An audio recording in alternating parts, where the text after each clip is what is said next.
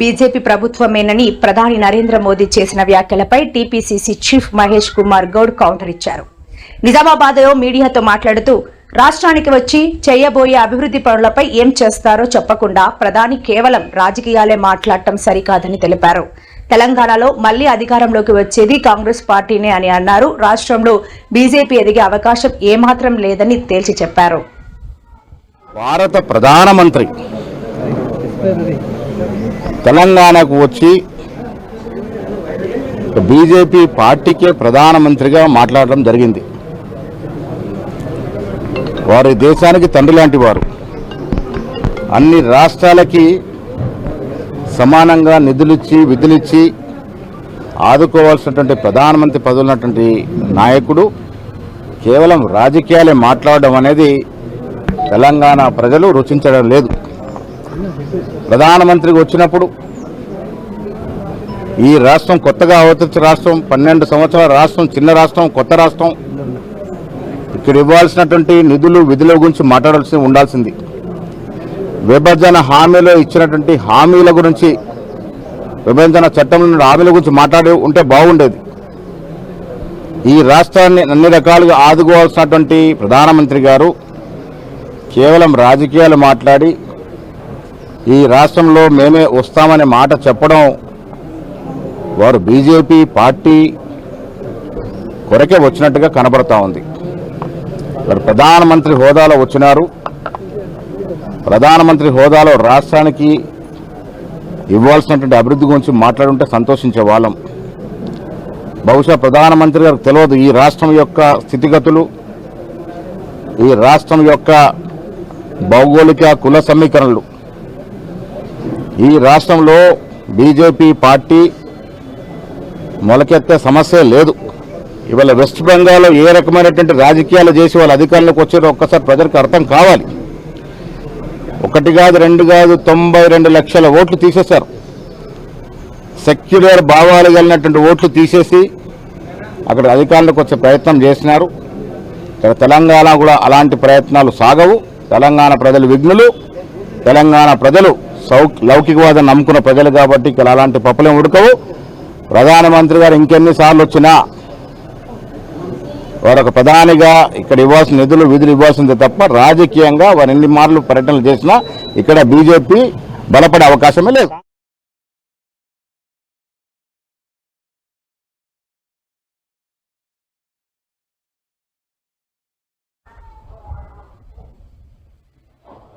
Congress party ఎన్నికలకు ముందు ఉద్యమకారులకు ఇచ్చిన హామీల అమలుకు జూన్ 2 వరకు గడువు ఇస్తున్నామని, అప్పటిలోగా అమలు చేయాల్సిందేనని కవిత డిమాండ్ చేశారు. బంజారా హిల్స్ లోని తెలంగాణ రక్షణ సేన కార్యక్రమంలో ఉద్యమకారుల సంఘాలతో టీఆర్ఎస్ చీఫ్ సమావేశమయ్యారు. ఉద్యమకారుల డిమాండ్లకు కవిత మద్దతు తెలిపారు.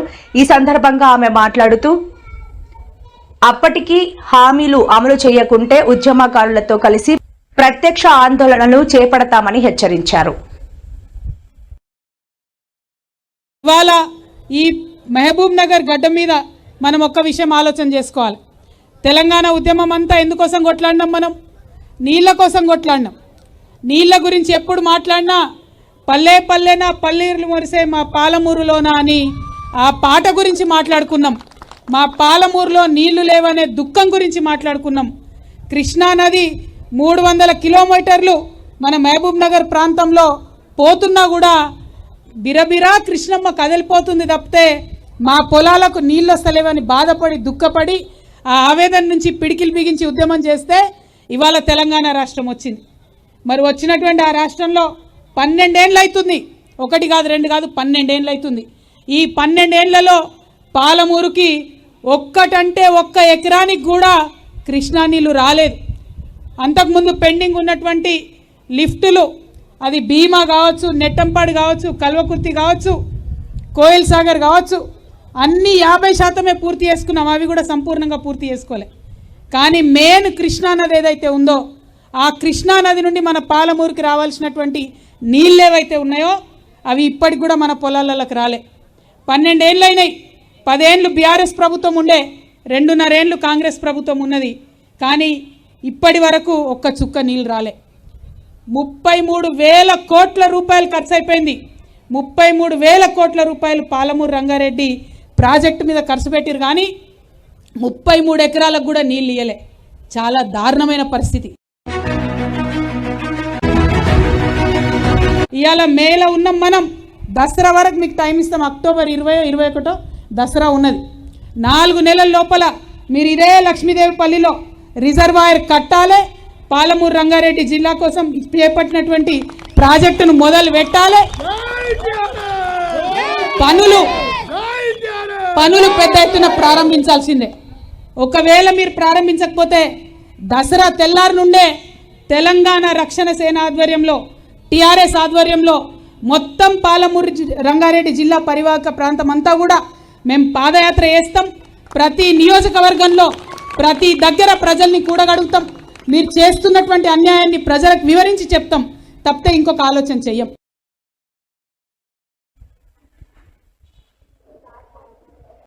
కేంద్ర సహాయ మంత్రి బండి సంజయ్ కుమారుడు బండి భగీరథపై నమోదైన పోక్సో కేసుపై తెలంగాణ ముఖ్యమంత్రి రేవంత్ రెడ్డి స్పందించారు.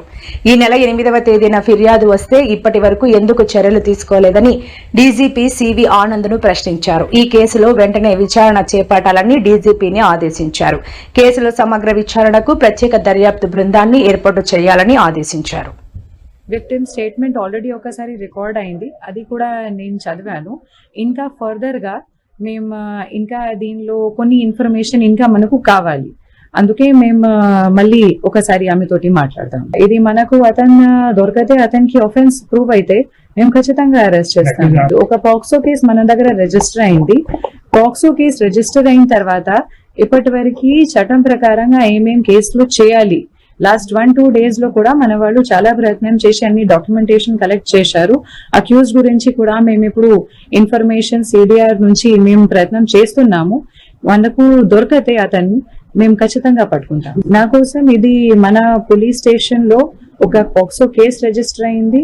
ఇది విక్టిమ్ కి ప్రాపర్ గా జస్టిస్ ఇవ్వడానికి మన బాధ్యత ఉంది. కేస్ కంప్లైంట్ లో ఏమేమి ఉంది అది అన్ని వెరిఫై చేసి ప్రాపర్ గా ఇన్వెస్టిగేషన్ మేము చేస్తాము.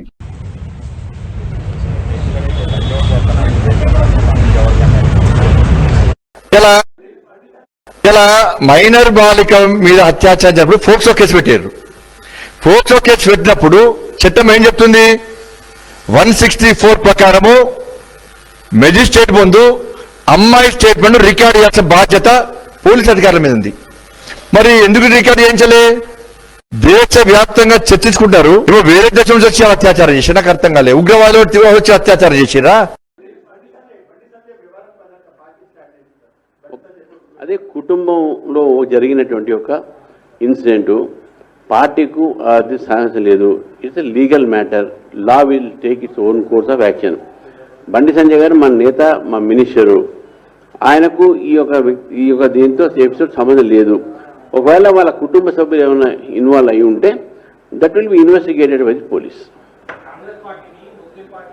మనం చూస్తా ఉన్నాం తెలంగాణ రాష్ట్రంలో ఏ రకంగా కాంగ్రెస్ బీజేపీ కలిసి ఏ రకంగా నాటకాలు ఆడుతున్నారో మన గత కొన్ని సంవత్సరాలుగా చూస్తా ఉన్నాం. ఈ గడిచిన 3 రోజుల నుంచి కూడా కేంద్ర హోం శాఖ సహాయ మంత్రిగా ఉన్నటువంటి బండి సంజయ్ గారిని కాపాడడానికి రాష్ట్ర ముఖ్యమంత్రి రేవంత్ రెడ్డి గారు ఏ రకంగా ప్రయత్నాలు చేస్తున్నారో మన కళ్ళారా చూస్తా ఉన్నాం, మనం వింటా ఉన్నాం.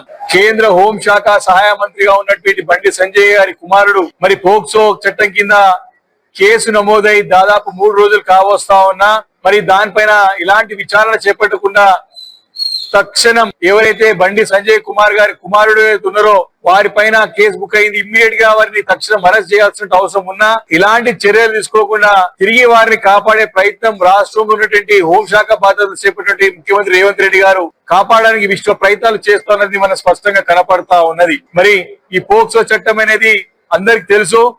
ఎవరైతే 18 సంవత్సరాలు నిండని అమాయక బాలికల పైన ఎవరైనా అత్యాచారం చేసే ప్రయత్నం చేసినా వారి పోక్సో చట్టం కింద మనమే కేసు బుక్ చేసి ఇమీడియట్ గా వారిని అరెస్ట్ చేసి దానిపైన విచారణ జరిపించాల్సిన అవసరం ఉంటది. కానీ 3 రోజులు కావస్తా ఉన్నా మరి ఇలాంటి చర్యలే కాదు, మరి వారిని కాపాడే ప్రయత్నం జరుగుతోంది. 3 సార్లు అయినా మా యొక్క పార్టీ కరీంనగర్ లో 3 సార్లు శాసనసభ్యుడు మా యొక్క గంగుల కమలాకర్ గారి చేతిలో చిత్తుగా ఓడిపోయినాడు. కేవలం ఈ బండి సంజయ్ గెలిచిన ఎంపీ అంటే రామ మందిరం దేవుని పేరు చెప్పినటువంటి దౌర్భాగ్యుడు బండి సంజయ్. సొంత బలం లేరు. ఎలక్షన్స్ ముందేమో చిప్ప చేత పెట్టుకుని నాకు ఏం లేదని చెప్పి అమాయకుని అన్ని తాకట్టు పెట్టుకున్నా అని చెప్పేసి ప్రజలకి దండం పెట్టుకుని గెలిచిన తర్వాత 100 కోట్లు ఏడికెళ్ళి వచ్చే బండి సంజయ్ గారు అడుగుతా ఉన్నాం. సమానం చెప్పాలి. మన జరిగిన కరీంనగర్ ఎన్నికల్లో కోట్ల రూపాయలు ఎట్లా ఖర్చు పెట్టి అడుగుతున్నాం ఈ రోజు మేము. కాబట్టి చాలా క్లియర్ గా నీ యొక్క రాజకీయ చరిత్ర అందరికి తెలుసు. 2018కి ముందు ఏముంటే నువ్వు ఈ రోజు ఏమున్నావు నువ్వు. బ్లాక్ మెయిల్ రాజకీయాలకి రేవంత్ రెడ్డితో చీకటి ఒప్పందాలు చేసుకుని చీకటి వ్యాపారాలు చేసుకుంటా నీ బీజేపీ పార్టీని నీ ధర్మాన్ని అంతా కూడా కాంగ్రెస్ కి రేవంత్ రెడ్డికి తాకట్టు పెట్టినటువంటి నాయకుడు బండి సంజయ్. ముసలి కన్నీరు వేరుస్తా ఉంటాడు, ముసలి కన్నీరు వేస్తా ఉన్నాడు. ఏదైనా సరే వాస్తవం ప్రజలకు తెలుస్తుంది. నిజాలు తెలియడానికి టైం పడుతుంది కానీ ఖచ్చితంగా టైం వచ్చినప్పుడు బయటపడుతుంది. ఈ రోజు బయటపడ్డది బండి సంజయ్ యొక్క అసలు నిజ స్వరూపం. ముసలి కన్నీరు కాదు, కళ్ళకి నీళ్లు పెట్టుడు కాదు, దేవుని పేరు ఎప్పుడు కాదు, ధర్మం పేరు ఎప్పుడు కాదు. ఇమీడియట్ గా రాజీనామా చేసినాక నువ్వు నిర్దోషివా దోషివా నిరూపితమవుతుంది. కాబట్టి ఈ యొక్క ముసలి కన్నీరు కారణం బంద్ చేయాలి బండి సంజయ్ అని చెప్పి సందర్భంగా మనం చేస్తాం. మదర్స్ డే రోజు మేము మిమ్మల్ని అడుగుతున్నాం, మీరు బేటీ బచావో బేటీ పడావో ఒక నినాదంగా మాత్రమే కాదు, నిజం చేసి చూపించండి. ఆ బేటీ తల్లి బాధిత బాలిక ఎవరైతే ఉన్నారో ఆ తల్లికి న్యాయం చేయండి, ఆ తల్లికి న్యాయం చేయండి. ఆ తల్లి అర్థిస్తా ఉన్నది, ఆ తల్లి అడుగుతా ఉన్నది. ఇక్కడ మీడియాకు వాళ్ళు లీకులు ఇచ్చినట్టు, మీడియా ప్రచారం చేస్తున్నట్టు వాళ్ళు పేదలు కాదు, వాళ్ళు డబ్బు ఎరవేసి కాదు, హనీ ట్రాప్ అసలే కాదు. ఇది 17 సంవత్సరాల మైనర్ బాలిక. ఆమె 2 సంవత్సరాల నుంచి వెంట తిప్పుకుంటా ఉన్నాడు, 15 ఏళ్ల నుంచే. ఆమె మైనర్ బాలిక అని తెలియదా? మేజర్ అయినటువంటి ఈ సాయి భగీరథకు ఇది తప్పని తెలియదా? తండ్రి ఎట్లా వెనకేసుకొస్తాడు? తానే స్వచ్ఛందంగా ఇవాళ తప్పుకోవాలి. పదవి నుంచి మోదీ గారు వస్తున్న సందర్భంగా బీజేపీకి చిత్తశుద్ధి ఉంటే ఆయన్ని బర్తరఫ్ చేయాలి. కానీ బీజేపీకి చిత్తశుద్ధి లేదు. కతువా నేరస్తులను, అత్యాచార బాధితులను పూలదండలేసి సన్మానించి మంత్రులే స్వయంగా దగ్గరుండి స్వాగతిస్తారు, బహిరంగ ర్యాలీలు చేస్తారు. ఇది కదా. అట్లాగే ఉన్నావు బాధితురాలి కుటుంబాన్నంతా చంపేస్తారు, ఆ న్యాయవాదిని కూడా హత్య చేస్తారు. ఇది బీజేపీ, ఇది బీజేపీ తీరు. మహిళకు వీళ్ళు ఎలాంటి హైందవ ధర్మము, సనాతన ధర్మము మాటలు ఎట్లా ఉంటాయండి? మాతృమూర్తి, దేవత, శక్తి స్వరూపిణి మహిళని వినమ్రంగా నమస్కరిస్తారు. ఈ నటనలకేం తక్కువ లేదు. నిజంగా మీరు మహిళకి ఏం చేస్తా ఉన్నారు? నినాదాలకు పరిమితం చేయకండి, నిజం చేసి చూపించండి, మహిళకు రక్షణ కల్పించండి. ఇక్కడ బండి సంజయ్ గారు కేంద్ర హోంశాఖ సహాయ మంత్రి, ఆయన కుమారుడు ఇట్లాంటి దుశ్చర్యలకు పాల్పడితే, ఇలాంటి దురాగతాలకు పాల్పడితే, గతంలోనే ఆయన అనేక ర్యాగింగ్తో పేరుతో స్నేహితులను, క్లాస్మేట్స్ని, జూనియర్స్ని బాధించిన ఘటనలు వీడియో రికార్డ్ చేస్తూ మరి నిర్భయంగా ఏంది బరితెగింపు, ఏంది బలుపు, ఎందుకు ఇట్లా పరిస్థితులు ఉంటాయి, ఆ అమ్మాయి నా స్నేహితులతో కూడా తిరిగిందని చెప్పేంత నీచ సంస్కృతి ఏంది? ఇదా బాలికలకిచ్చే, ఇదా స్త్రీలకిచ్చే గౌరవం? ఇదా బీజేపీ బేటీని బచాయించే తీరు? మోదీ గారు రాష్ట్రానికి వస్తున్నారు. మోదీ గారు 2 కోట్ల మంది మహిళల పక్షాన మీరు న్యాయం చేయాలి. బాధిత బాలికకు నిర్భయ చట్టం ప్రకారం కానీ, ఫోక్సో చట్టం ప్రకారం కానీ మీరు ఏదైతే కఠినమైన చట్టాలు తీసుకొచ్చిండ్రో ఆ చట్టాలు పేదలకే కాదండి, పేదలు అత్యాచారాలు చేసినప్పుడో, పేదలు నిందితులైనప్పుడో కాదు, ఇట్లాంటి మంత్రుల కుమారులు కానీ, ఇట్లాంటి ప్రజాప్రతినిధుల కుమారులు కానీ తప్పు చేసినప్పుడు తప్పకుండా సమానమైన శిక్ష ఉండాలి. అట్లానే నిన్న బండి సంజయ్ గారి కొడుకు మీద, సాయి భగీరథ్ మీద ఏదైతే పోక్సో కేసు నమోదైందో దాన్ని రాష్ట్ర ప్రభుత్వం కావాలనే సైడ్ లైన్ చేస్తున్నట్టు, ఆ బాధితురాలు చాలా రోజుల నుంచి పోలీస్ స్టేషన్ చుట్టూ తిరుగుతున్నా కూడా ఎఫ్ఐఆర్ కాకుండా అడ్డుకుంటున్నట్టుగా ఆరోపణలు వస్తూ ఉన్నాయి. నిజంగా కూడా ప్రజలకు కూడా విశ్వాసం రోజు రోజుకు వ్యవస్థల మీద సన్నగిలుతా ఉన్నది. ఎందుకంటే ఏ మోడీ గారు అయితే వచ్చిండ్రో ఆ మోడీ గారు వేదిక మీద ఒక దిక్కేమో రేవంత్ రెడ్డి కూర్చున్నాడు, ఇంకో దిక్కేమో బండి సంజయ్ కూర్చున్నాడు. ఒక పోక్సో కేసు పెట్టబడ్డటువంటి ఒక మంత్రి కొడుకు ఉన్నటువంటి పరిస్థితి లోపల, అది అప్పుడే తెర మీదకి వచ్చినటువంటి సందర్భం లోపల ఆయన వేదిక మీద ఎట్లా కూర్చోబెట్టిరు, ఎవరు దానికి కారకులు అన్నది నిజంగా కూడా సామాన్యులకు ఇలా చట్టం మీద విశ్వాసం పోతా ఉన్నది. అదే సమయం లోపల ప్రభుత్వం కూడా నిన్నటిదాకా ఏం తెలియనట్టు, ఇవాళనే మొదటిసారి తెలిసినట్టు ముఖ్యమంత్రి గారు హుటాహుటిన ఆదేశాలు జారీ చేసినట్టు, కఠిన చర్యలు తీసుకోవాలి, విచారణ జరపాలి అని చెప్పి డీజీపీకి ఆదేశాలు జారీ చేసినట్టు ఇవాళ పొద్దున్నే పేపర్లలో చూస్తా ఉన్నాం. నిన్నటిదాకా రాష్ట్రం అంతా చర్చలో ఉన్నటువంటి సందర్భ విషయం అది. మీరు పెద్ద ఇంటెలిజెన్స్ వ్యవస్థ ఉంటుంది మీకు తెలియదు అనడం నిజంగా కూడా ఇక్కడ ఉన్నటువంటి బలహీన వర్గాన్ని, ఇక్కడ ఉన్నటువంటి పేదల్ని అవమానించడం అని చెప్పి భావిస్తా ఉన్నాం. ఖచ్చితంగా బాధితురాలు ఆ బిడ్డకు న్యాయం జరగాలని తెలంగాణ రక్షణ సేన డిమాండ్ చేస్తా ఉన్నది. కొంత కుల సంఘానికి సంబంధించిన ప్రతినిధులు ఏదో ప్రభుత్వాన్ని కొంత వ్యక్తులను బదనాం చేసే ప్రయత్నం చేస్తారు. వీళ్ళు ఎవరు కూడా కులాల ప్రస్తావన, బీసీలు, ఎస్సీ, ఎస్టీల ప్రస్తావన లేదు. అమ్మాయి కూడా సేమ్ ఆ కులానికి సంబంధించిన అమ్మాయి కాబట్టి ఇక్కడ ఎవరు కూడా రాజకీయం చేసే ఆలోచన లేరు. అయితే పెద్ద మనుషులు, కుల పెద్ద మనుషులుగా ఇష్యూను పంచాయతీ చేసి పెళ్లి చేస్తారా, పంచాయతీ చేస్తారా, ఏం చేస్తారో మీ ఇష్టం. అండర్ ఏజ్ ఉన్నప్పుడు దానికి ఉన్న చట్టం ఉన్నటువంటి నిబంధనలు ఏం చేస్తారో మీ ఇష్టం. కానీ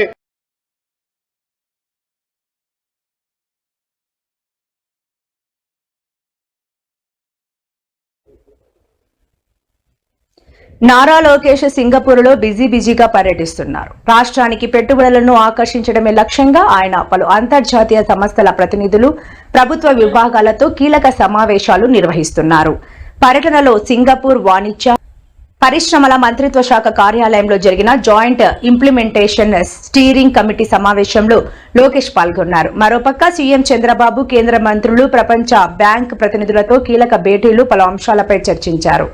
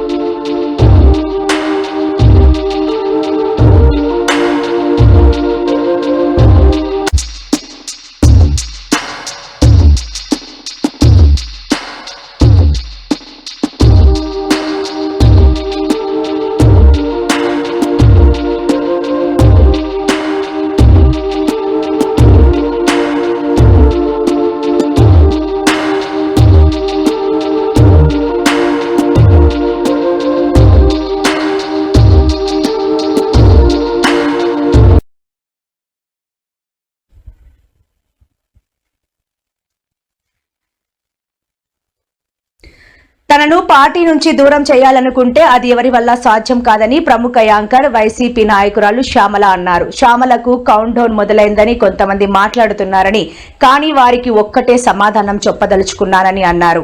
తాను పదవుల కోసం రాజకీయాల్లోకి రాలేదని వారు తెలుసుకోవాలని అన్నారు. ప్రజల గుండెల్లో చోటు సంపాదించుకోవడం కోసమే జగనన్న ఆశీస్సులతో రాజకీయాల్లోకి వచ్చినట్లు చెప్పారు.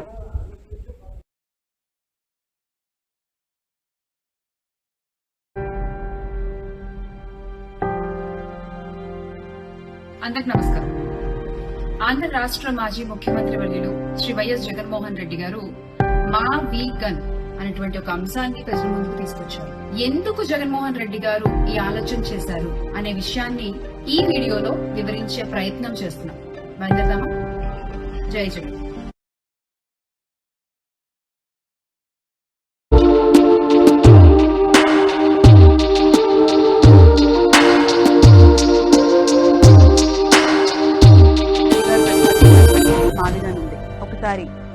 కూడా ఏది కరెక్టో ఆలోచించండి. జోహార్ వైఎస్ఆర్.